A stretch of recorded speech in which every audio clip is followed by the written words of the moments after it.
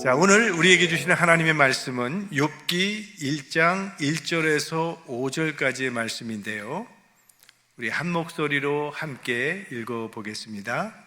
우스 땅에 욥이라 이름하는 사람이 있었는데 그 사람은 순전하고 정직하여 하나님을 경외하며 악에서 떠난 자더라. 그 소생은 남자가 7이요 여자가 3이며 그 소유물은 양이 7천이요 약대가 3천이요 소가 500결이요 암나기가 500이며 종도 많이 있었으니 이 사람은 동방 사람 중에 가장 큰 자라.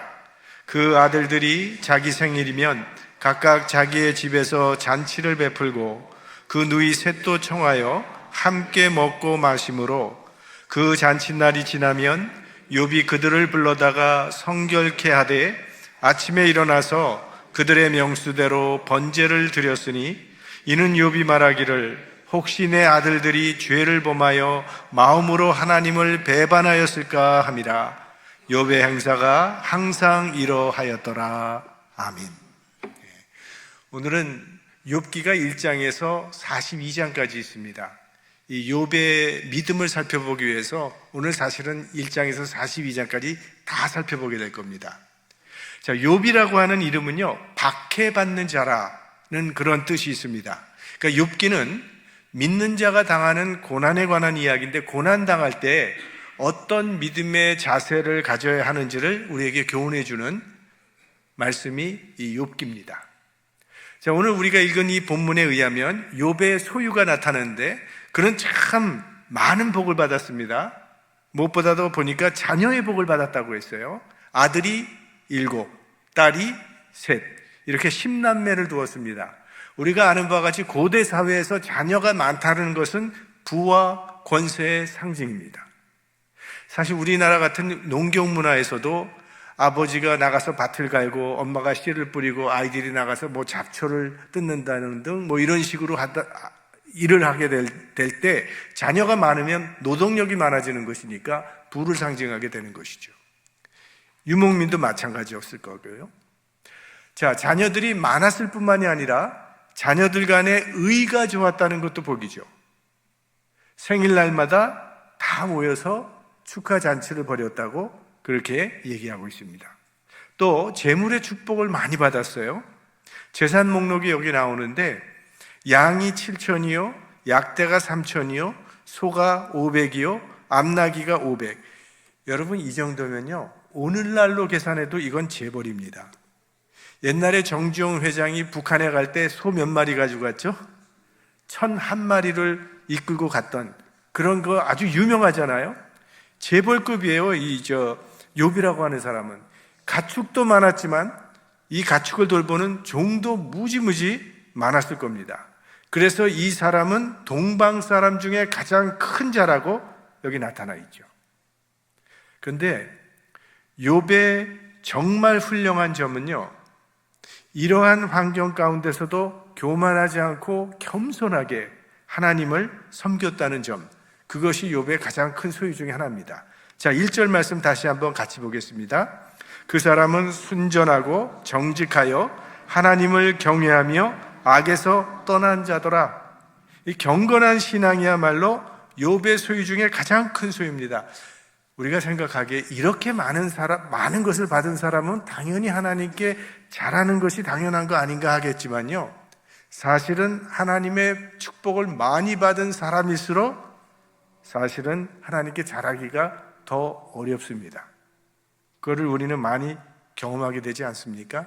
이 미국이라는 나라를 봐도 지금 우리가 땡스기빙을 지내고 있는데 그 청교도들의 첫 추수 감사 예배는 정말 빈곤한 가운데 감사의 제단을 쌓았습니다. 근데 지금은 그때에 비하면 말로 할 수 없을 만큼 소유가 넉넉해졌죠. 세계 최강의 나라가 됐는데 오히려 신앙적으로는 퇴보 상태에 있잖아요. 신앙생활은 사실은 소유나 어떤 권세가 주어졌을 때 더 위험합니다.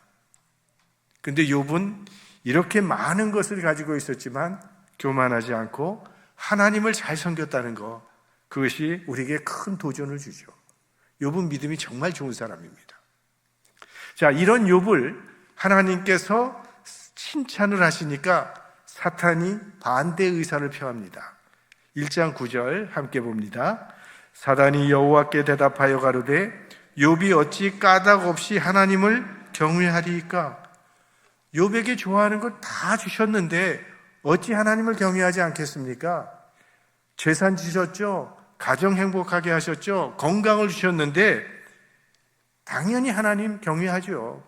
이거 빼앗아 가보십시오. 당장 하나님을 저주할 것입니다. 그래서 마치 욥을 가운데 두고 하나님과 사탄이 내기를 하는 것 같은 그런 이야기가 이제 욥기에 전개되게 됩니다. 그리고 하나님께서 사탄의 요청대로 욥을 치도록, 시험하도록 허락을 해 주십니다. 그러니까 때로 하나님께서는 우리가 당하는 고난은 마귀가 주는 고난일 수도 있다는 겁니다, 때로. 그런데 그것마저도 하나님이 허락하신 것이라는 사실을 우리는 기억할 필요가 있다는 거예요. 그러면 왜 하나님께서 이런 고난을 허락하시는 것일까요? 자, 바로 그것이 욥기가 다루는 주제입니다. 자, 욥이 당한 고난은 한꺼번에 닥치는 고난이었기 때문에 졸지에 완전히 망해버려요. 하루아침에 그 많은 재물들 몽땅 약탈당하고 한날에 10자녀들 다 죽고 욥의 목에는 악창이 나서 말할 수 없는 고통을 당하게 되고 그의 아내는 차라리 하나님을 저주하고 죽으라고 말을 하잖아요. 자, 이러한 엄청난 고난이 닥쳐왔을 때 욥은 하나님께 어떠한 태도를 보입니까? 1장 21절입니다. 같이 봅니다. 주신 자도 여호와시오 취하신 자도 여호와시오니 여호와의 이름이 찬송을 받으실지니이다.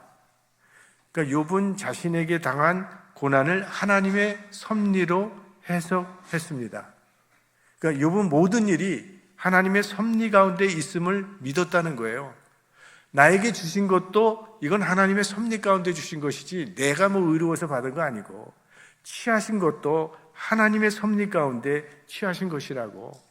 그러니까 욥은 모든 것이 하나님의 섭리요, 이 고난조차도 하나님의 섭리가 있다고 믿었던 거예요.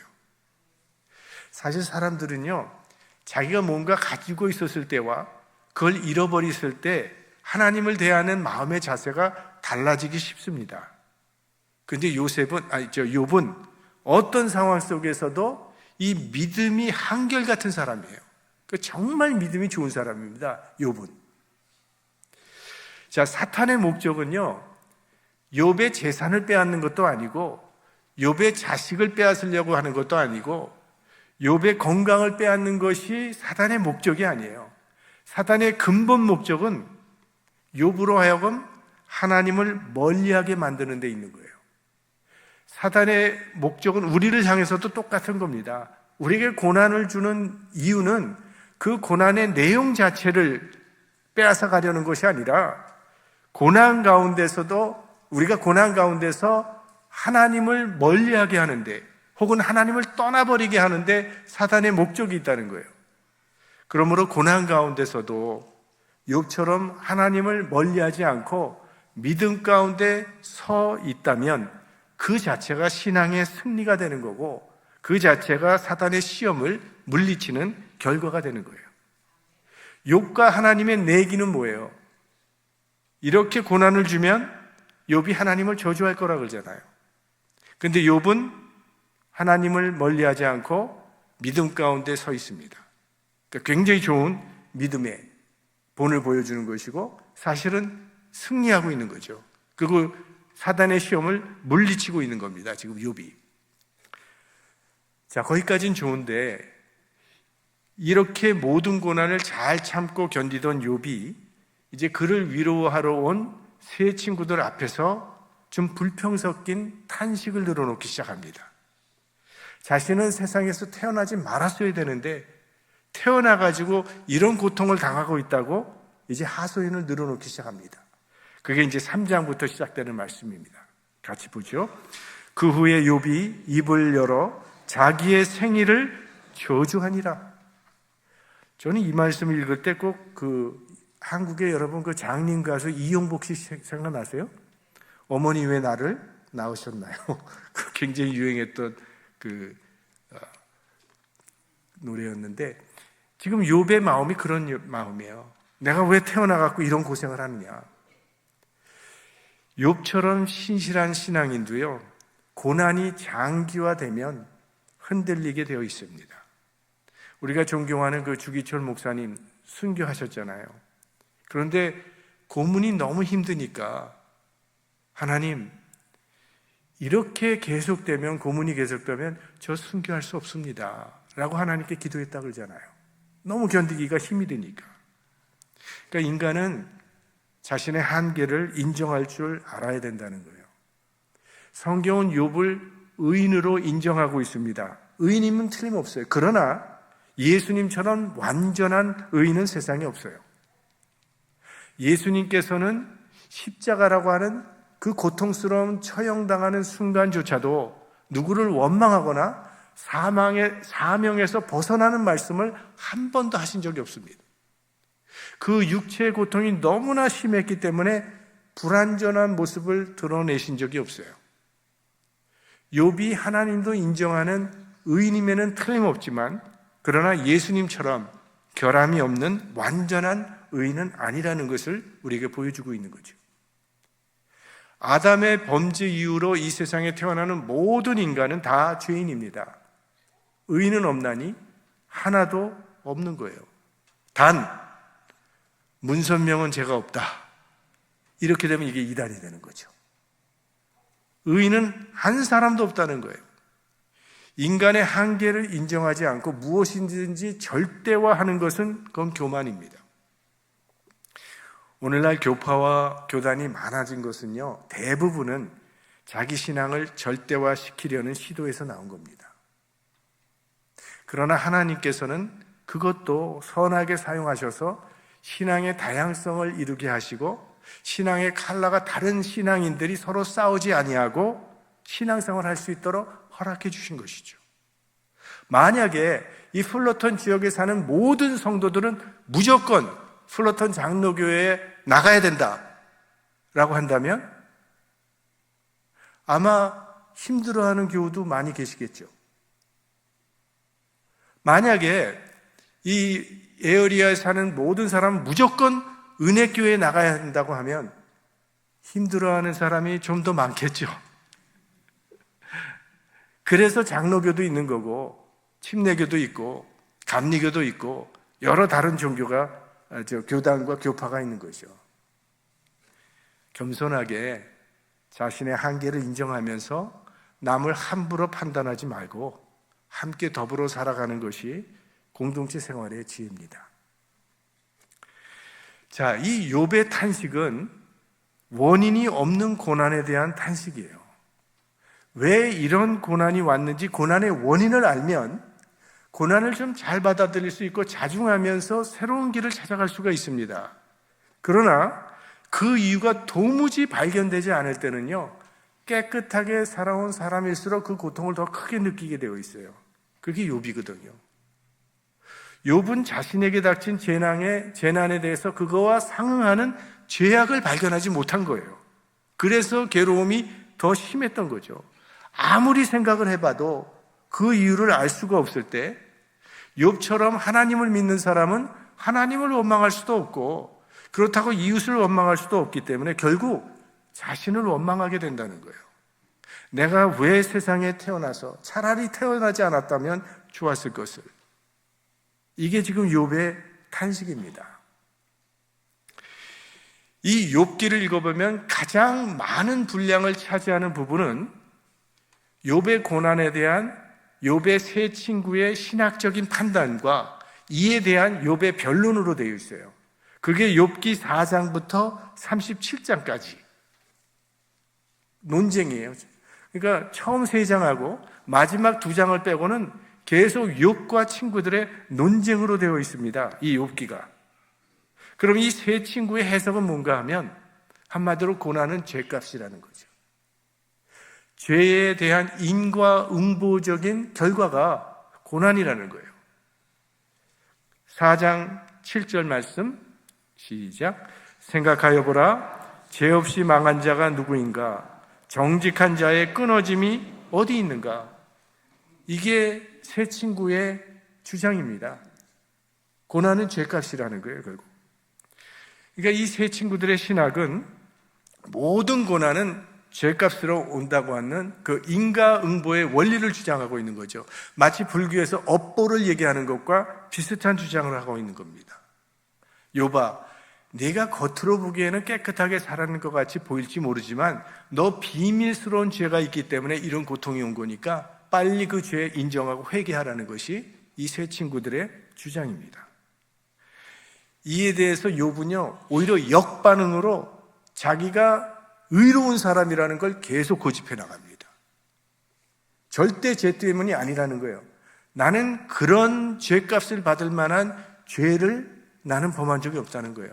만약 이게 죄값이라 그러면 너희들은 어떻게 무사할 수 있느냐는 거예요. 너희들은 더 큰 고난을 받아야 되는 거 아니냐는 게 욥의 주장이에요. 그러면 인간의 고난은 정말 죄값인가? 성경이 고난에 대해서 주는 일반적인 교훈 몇 가지가 있습니다. 첫째는 고난은 누구에게나 찾아온다는 거예요.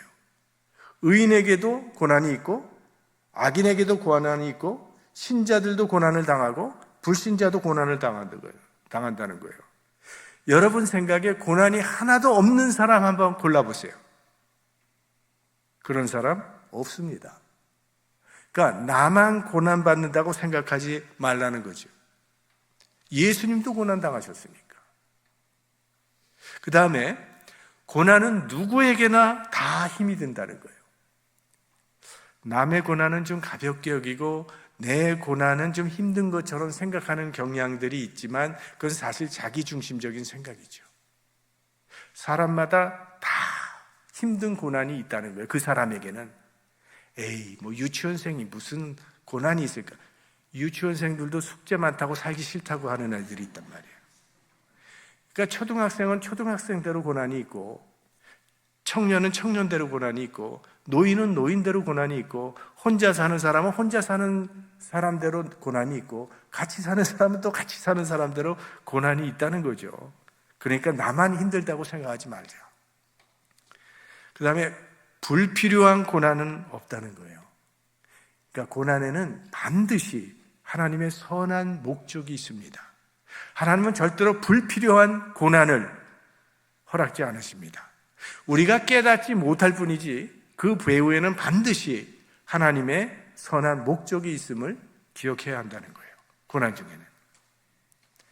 그리고 고난에는 반드시 한계가 있다는 겁니다.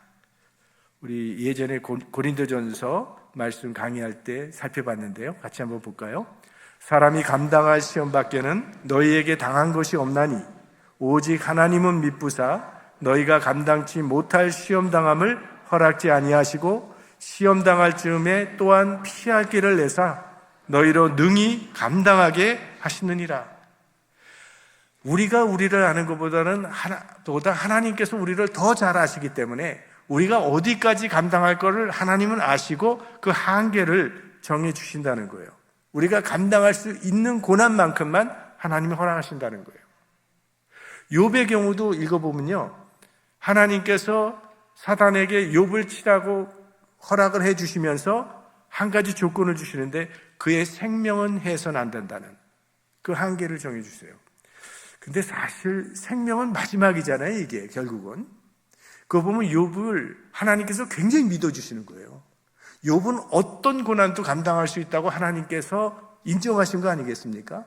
다른 거 다 가져가도 좋다는 거예요. 생명만 건드리지 말라고 하니까. 그러니까 어떻게 보면 그 고난의 정도를 가지고 그 사람의 믿음을 측량할 수도 있는 거 아닌가, 그렇게 생각할 수도 있죠. 내 생에 고난이 전혀 없다면 그건 믿음이 거의 없는 사람이라고 볼 수도 있어요. 고난이 크면 클수록 어떻게 보면 믿음이 그만큼 큰 사람이라고 볼 수도 있겠죠. 자, 그러면 성경에 나타난 고난의 원인은 뭐냐 이거예요. 성경에 나타난 고난의 원인은 대개 한 3개 정도로 정리가 되는데요. 먼저는 죄에 대한 형벌이 있습니다. 죄값으로 주어지는 고난이 있다는 거예요. 자, 베드로전서 4장 15절. 너희 중에 누구든지 살인이나 도적질이나 악행이나 남의 일을 간섭하는 자로 고난을 받지 말려니와. 이게 뭐예요? 죄값이라는 거예요. 감옥 생활하는 사람은 왜 거기서 감옥 생활하죠? 뭔가 죄를 지었기 때문에 죄값으로 받는 고난이라는 거예요. 내 잘못으로 인해 받는 고난. 그건 심은 대로 거두는 거죠. 그러면 모든 고난은 죄값인가? 그렇지 않습니다. 어떤 고난이 있는가 하면 연단과 성숙을 위한 도구로서의 고난이 있습니다.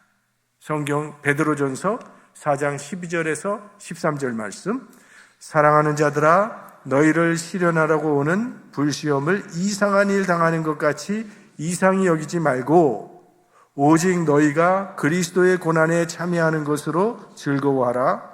이는 그의 영광을 나타내실 때에 너희로 즐거워하고 기뻐하게 하려 함이라. 그러니까 하나님의 백성을 성숙하게 정금같이 연단하기 위한 고난이 있다는 거예요.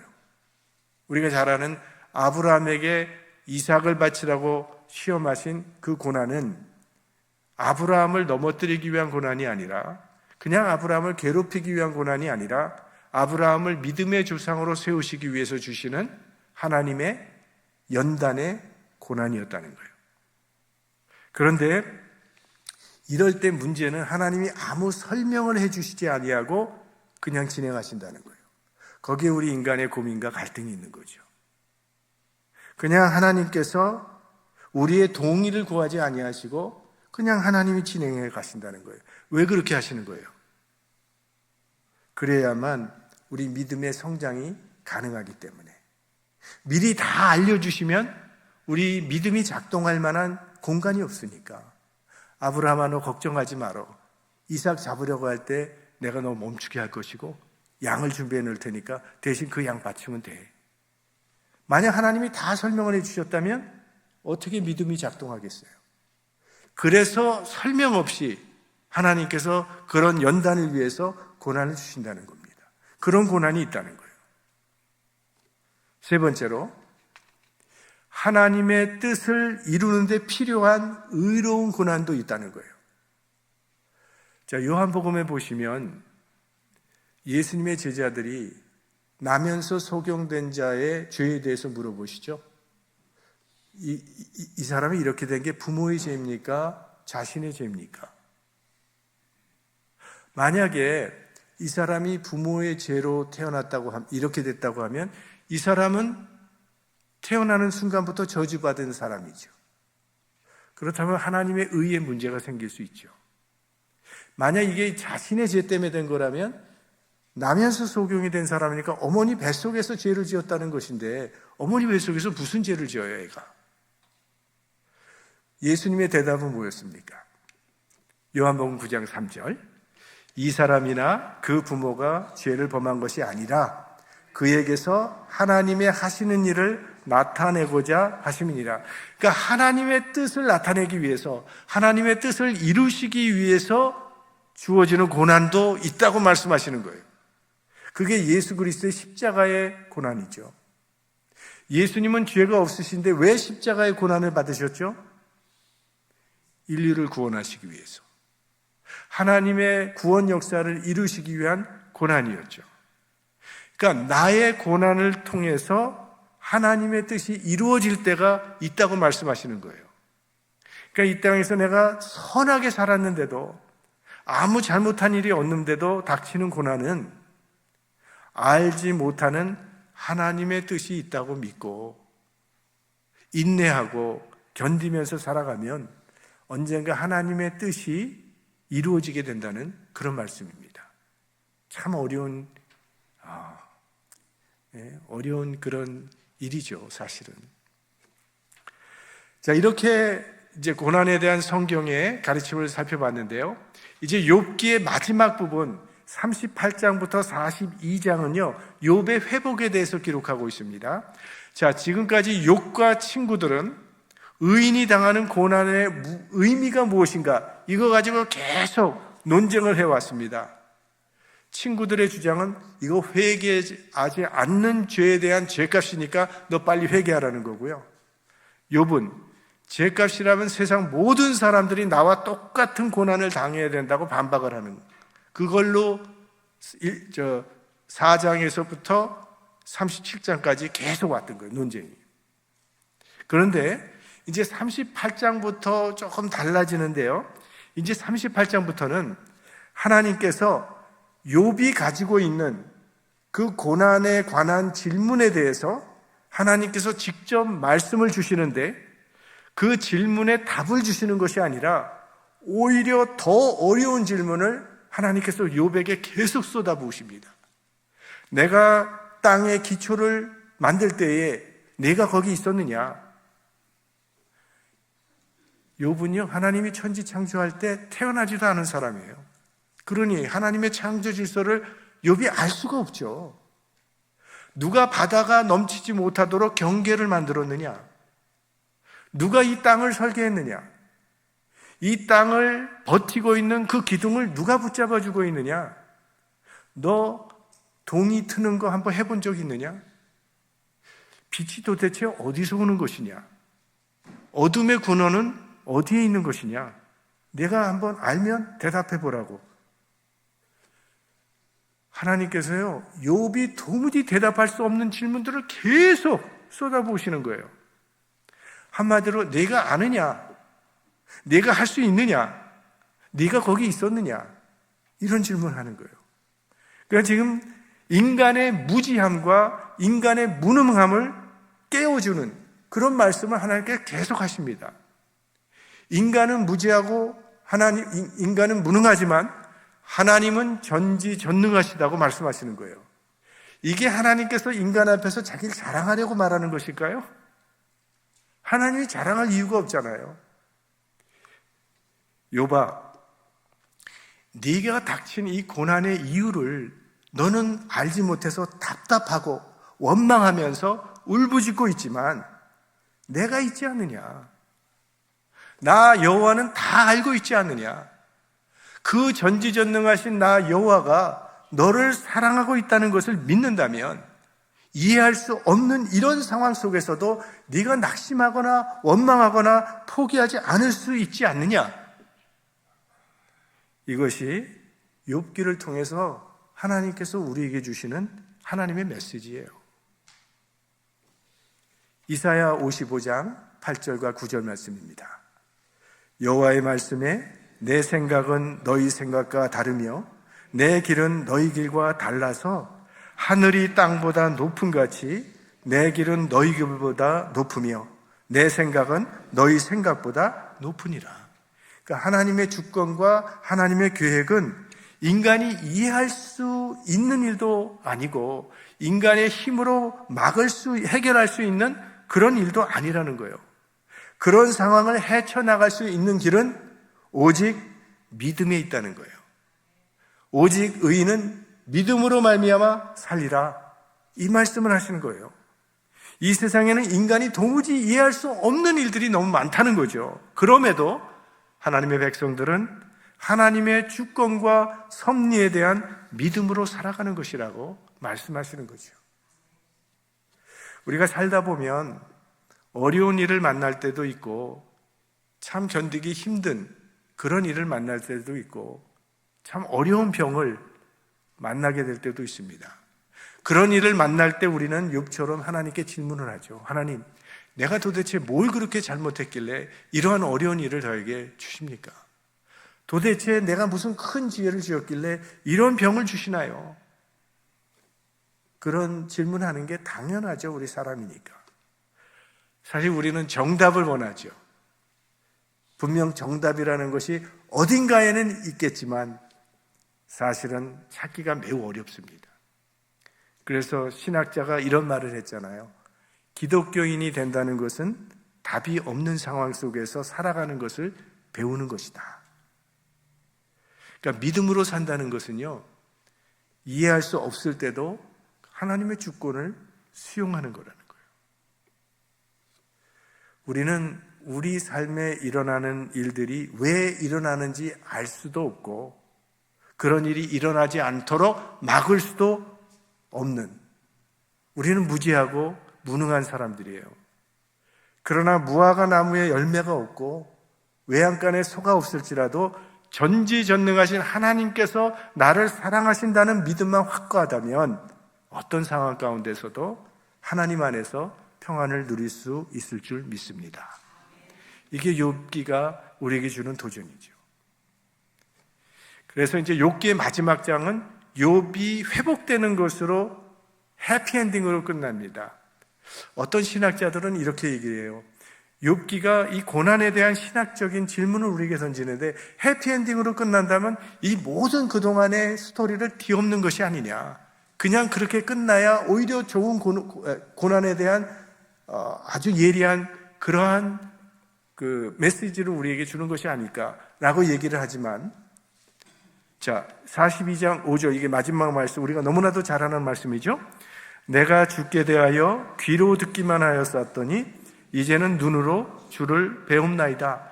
그러니까 욥은 현세적으로 갑절의 축복을 받을 뿐만 아니라 믿음에 있어서도 정금같이 귀한 믿음의 소유지가 되는 축복을 받습니다.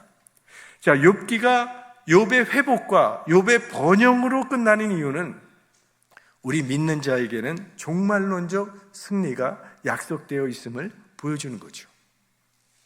이 세상에서 아무리 어렵고 힘든 일을 많이 감당했다 할지라도 마지막에는 종말론적인 승리가 우리에게 약속되어 있다는 것을 이 욥기의 해피엔딩을 통해서 우리에게 주는 위로라고 봅니다.